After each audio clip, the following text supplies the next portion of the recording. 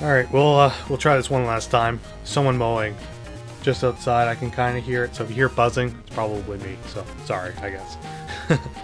What's up, guys? Happy here. So here just to make a quick little update-ish type video. I kind of tried to make this a few times, but I feel like I keep rambling, so I'm just going to try to just power right through this as quick as I can, while still being, you know, intelligible in a way. So, for Pokemon fans, I do have at least one video kind of already in the works, with another one in its preparatory stage at least. So I have a Pokemon Coliseum review in the works. Script is ready, just got to record it. I don't know if I'll work on it this weekend, potentially. Definitely next weekend. I don't know if I'll have it done by next weekend, but next weekend in Canada is a long weekend, so it's a perfect time to work on a video. So yippee. The other video is a ranking of sorts, but I'm just not quite sure how I want to go about ranking it. It should have been an easy one to talk about already, but to me personally, it's kind of a weird topic to go on about, so I'll try my best to make something interesting. In terms of other games, I do have Bravely Default 2 pretty much ready to go as well to start recording. I don't know when I'll start working on that. I don't know if I'll do that first or Coliseum, but one or the other. It'll be that one first, and then right after that it'll probably be that other game. The plan is to also start playing the Coliseum sequel, Gale of Darkness, here very soon. So hopefully I'll have like those three kind of in a group together very shortly.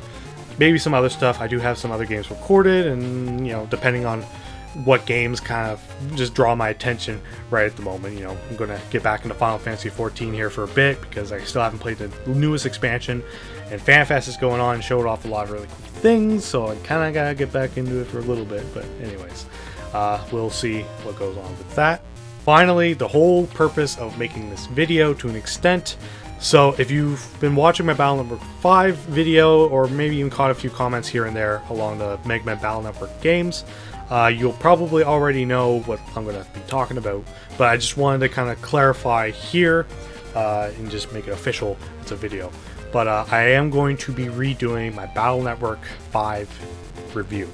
I'm not going to take down the old one. One's just going to stay. I'll call it like the first impressions or something, but for now, I'm going to redo the whole thing and make a brand new review for it. We'll call it like the Zack Snyder cut for the Battle Network 5 review.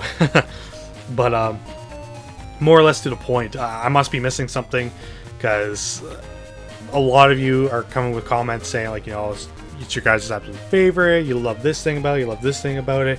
I'm getting very few comments that actually validate my side of things, but I do try to pay attention. You know, there's the odd comment that's just stupid and I just ignore it, but I've been reading your guys' things, and as long as you're respectable about it, then, you know, I pay attention. And so yeah, I'm definitely missing something. Didn't help that I didn't actually finish the Battle Network 5 review. I just really wanted to get the Battle Network 6 because I really like that one, and just anyways, so yeah, I gave up. I'm sorry, but that's why I'm gonna redo the review, but with a few extra things I kind of want to incorporate into the review. So firstly, the review's not going to be right away. Like I said, I got other stuff prepared to go for it. My ambition is to restart it again from the very beginning, but my plan is to hopefully try to acquire a DS copy of the game. Now, eBay's kind of being a little bit weird about it. I try to make sure the games I get are authentic, and for some reason Battle Network 5 has some weird wording that kind of wigs me out a little bit, so I want to make sure it's an authentic copy. I want to make sure I get it for a decent price, and I want to play through that because the DS version has both games and one has extra bonuses and blah blah blah. So I feel like it'll be a little bit more enjoyable. I'm going to play through the very beginning, like I said. The footage that you're probably going to see for the review will probably be just like leftover footage from the GBA version, just because I don't want to have to try to play through more of the GBA version just to get the footage I need, obviously, because then that's sort of redundant. But I will try to talk about as much as I can, because I'm probably going to use a guide to go through Battle Network 5. Now, I've already said that I use guides for pretty much all the other games. I feel like the Battle Network games are pretty good for using as a guide game for an extent, because some of the story beats are a little wonky, but I'm not trying to chalk it up as like a negative or anything. I'm just saying. But for Battle Network 5, if I was to ever give it a sort of backhanded compliment, it would be sort of along the lines of that it's probably the most straightforward Battle Network game that I can usually figure out what to do just on my own, and that's great to an extent. But because I'm not doing that, I'm not finding all the like extra super secret hidden stuff that I could get pretty easily right off the bat. I'm missing stuff here and there.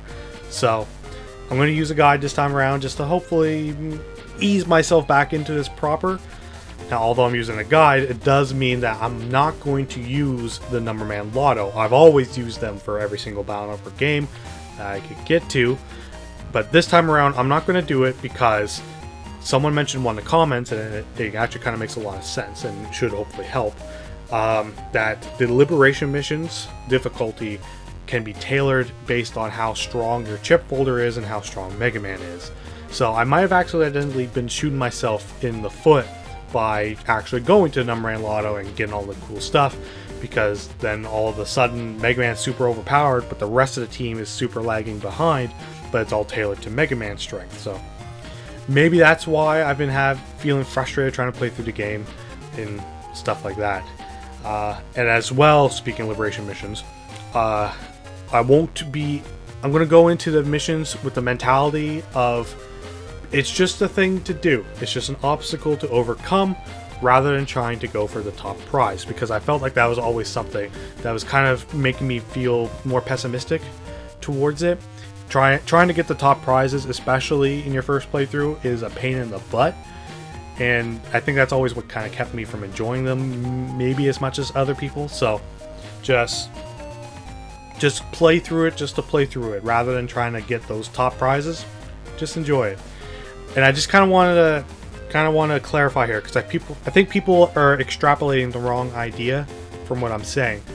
I never said that Liberation Missions were hard. I just think that they're annoying and tedious because, yeah, trying to get those top prizes, it's a pain in the butt. And unless you play through them over and over and over again and know where like all the secret order points are, or you get lucky with the order points at the prize panels, because more often than not, I always got battle chips, which was really annoying. They're just annoying. I had never had a problem getting through them, but anywho, so yeah, that's I think that's all I should mention. If there's any other bullet point I wanted to make, I might just like leave it hanging somewhere. But that's the plan for the next little bit.